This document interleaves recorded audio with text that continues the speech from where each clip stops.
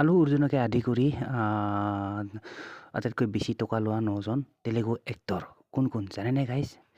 যদি নাজানে ভিডিঅ'টো শেষলৈ চাই থাকিব। চ' আমি সকলোবোৰ ডিটেইলছত আলোচনা কৰিম এজনকৈ কোনজন এক্টৰে মানে কিমান টকা লয় এখন চিনেমাত, ঠিক আছে? So' guys without wasting our time let's get start the video'. বলক গাইজ চাই লওঁ আমি এজনকৈ। So' 9 highest paid Telugu actors in 2024। So' number from ইয়াতে কিবা এটা লিখা আছে এইটো চাই ল'ব। ফ্ৰম আলু অৰ্জুন টু মহেশ ভাট যিয়ে নহওক বলক চাই লওক একজন। চ' নাম্বাৰ 1ত আহিলে আপোনাৰ নাম্বাৰ 1 লিষ্টত আছে আপোনাৰ প্ৰভাস। সকলোৱে চিনি পায় এইজন প্ৰভাস। আৰু ইয়াৰ আপোনাৰ এখন চিনেমাৰ নামত মোটামুটি আপোনাৰ 100ৰ পৰা 200 কৰোৰ টকা লয়, মানে বাজেট। এখন চিনেমাৰ বাজেট 100 to 200 কৰোৰৰ ভিতৰত, ঠিক আছে? চ' নাম্বাৰ 1ত লিষ্টত আছে আপোনাৰ প্ৰভাস বাহুবলী তো জানে সকলোৱে। তো যিয়ে নহওক বলক নেক্সট নাম্বাৰ 2 মানে। চ' নাম্বাৰ 2ত আহিলে এইজন দেখিছে, এইজন হ'ল আপোনাৰ কি বুলি কয়, ঝুকেগা নাহি চালে, মানে আপোনাৰ আলু অৰ্জুন। ঝুকেগা নাহি চালা আলু অৰ্জুন। তো যেন হওক লয় আপোনাৰ এখন চিনেমাৰ নামত, প্ৰতিখন চিনেমাৰ নামত মানে আপোনাৰ 100 পৰা 125 কোটি, মানে 100 to 125 কৰোৰৰ ভিতৰত লয় এখন চিনেমাৰ নামত, ঠিক আছে? মানে চিনেমাৰ বাজেট। আলু অৰ্জুন নাম্বাৰ 2ত আছে আলু অৰ্জুন। চ' যিয়ে নহওক পুষ্পা ৰাও আলু অৰ্জুন। চ' নাম্বাৰ 3ত আহিলে আপোনাৰ এইটো NTR, জানে আৰু NTR। তো যিয়ে নহওক লয় আপোনাৰ এখন চিনেমাৰ নামত মোটামুটি আপোনাৰ 100 কৰোৰ এখন চিনেমাৰ নামত। NTR এইজনে ব্যক্তি, মানে এক্টৰ, তেলেগু এক্টৰ। তো যিয়ে নহওক বলক নেক্সট নাম্বাৰ 3ত আছে তাৰপিছত নাম্বাৰ নেক্সট মানে এইটো ৰামচৰণ আহিলে। ৰামচৰণ জানে আৰু সকলোৱে চিনি পায় ৰামচৰণ। ইয়াৰ এখন ফেভাৰিট চিনেমা যদি সকলোৱে চোৱা নাই তো মই জনাই দিছোঁ আপোনাৰ মাগাধীৰা চাব পাৰে। মাগাধীৰা ইউটিউবত এভেইলেবল। এখন আপোনাৰ ৰামচৰণৰ এখন হিট চিনেমা মানে। তো যিয়ে নহওক ইয়াৰ আপোনাৰ এখন চিনেমাৰ নামত লয় আপোনাৰ 90ৰ পৰা 100 কৰোৰ, মানে 90ৰ পৰা 100 কৰোৰৰ ভিতৰত লয়, মানে বাজেটটো অকণমান কমে বাৰু। ৰামচৰণৰ পিছত আহিলে আপোনাৰ এইজন মহেশ বাবু। আৰু লয় মোটামুটি 80ৰ পৰা 100 কৰোৰৰ ভিতৰত। ইয়াৰ বাজেটটো আকৌ কম, মানে বেছি কম, 80ৰ পৰা 100 কৰোৰ, ঠিক আছে? মহেশ বাবু। তাৰপিছত নেক্সট বুলি ক'লে আহিলে মানে পৱন কল্যাণ।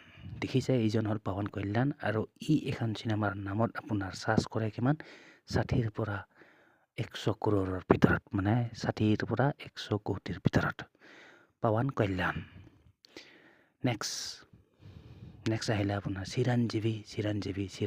দেখিছে এইজন হ'ল চিৰঞ্জীৱী। আৰু এখন চিনেমাৰ নামত চাৰ্জ কৰে আপোনাৰ 40ৰ পৰা 70 কোটিৰ টকাৰ ভিতৰত, মানে 40 to 70 কৰোৰ চিৰঞ্জীৱী।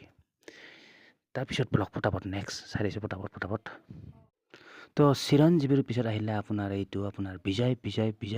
আৰু লয় এইজনে হ'ল এক্টৰ মানে। আৰু লয় আপোনাৰ এখন চিনেমাৰ নামত আপোনাৰ চাৰ্জ কৰে মানে কিমান টকা, আপোনাৰ 70ৰ পৰা 45 কোটিৰ ভিতৰত, মানে 70 নহয় আপোনাৰ 27 to আপোনাৰ 45 কৰোৰ, মানে 27 কোটিৰ পৰা 45 কোটিৰ ভিতৰত চাৰ্জ কৰে বিজয়। তাৰপিছত আহিলে আপোনাৰ এইটো নন্দামুৰী বালাকৃষ্ণ।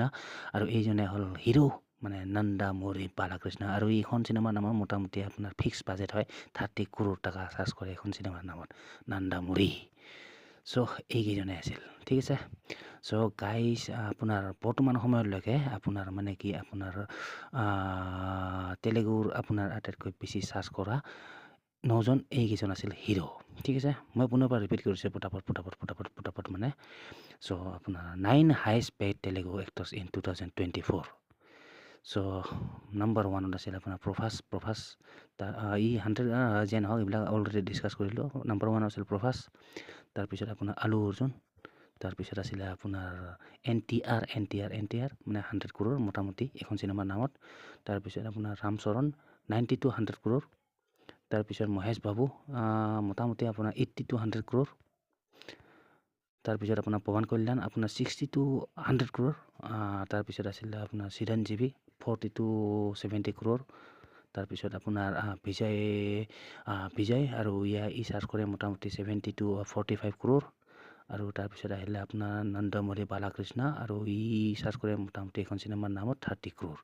চ' এইখিনি আছিল আপোনাৰ কেইজনমান আটাইতকৈ বেছি চাৰ্চ কৰা তেলেগু এক্টৰ। চ' যেন হওক গাইজ, আশা কৰোঁ ভিডিঅ'টো চাই ভাল পালে। এণ্ড যদি ভাল চাল পালে অভিয়াছলি লাইক চাইক কৰি দিব। And don't forget to subscribe my YouTube channel. तो मिलते हैं गाइज फिर नेक्स्ट वीडियो पर। सो तब तक के लिए bye guys and see you in the next video.